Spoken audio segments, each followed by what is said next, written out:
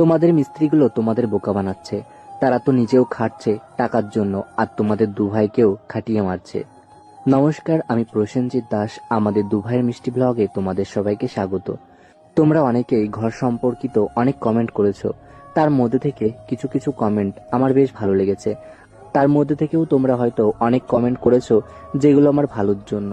তবে দেখো, আমরা তো আমাদের কাজ, যদি আমাদের মিস্ত্রির সঙ্গে হাতে হাতে কাজ করি তাহলে আমাদের কাজই এগোবে। সেই কারণেই আমরা হাতে হাতে কাজ করছি। তারা আমাদের কাজ করতে বলছে তেমনটা নয়। আজ আবার মিস্ত্রি দাদারা বায়না করেছিল তেঁতুল দিয়ে টক ডাল খাবে।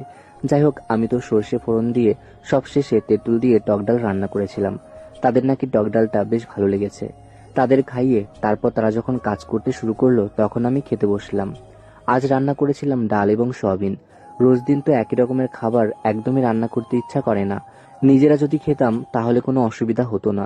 যেহেতু মিস্ত্রি দাদারা খাবেন, তারা তো আর রোজ রোজ আমাদের বাড়িতে খাবেন না, কাজ শেষ হওয়া পর্যন্তই খাবে। তাই চেষ্টা করি প্রতিদিন একটু আলাদা রকমের রান্না করার। হ্যাঁ, তার জন্য আমাকে একটু হিমশিম খেয়ে যেতে হয়, তবে কিছু করার নয়। দাদাদের বাড়ি অনেকটা দূর, তারা খেতে গেলে অনেকটাই কাজের গাফিলতি হবে। সেই কারণে রান্না করতেই হবে, তাহলে কাজে আসবে, এমনটাই আগে থেকে কথা হয়েছিল। যাই হোক, আজকে গাঁথনির কাজ প্রায় অনেকটাই হয়েছে।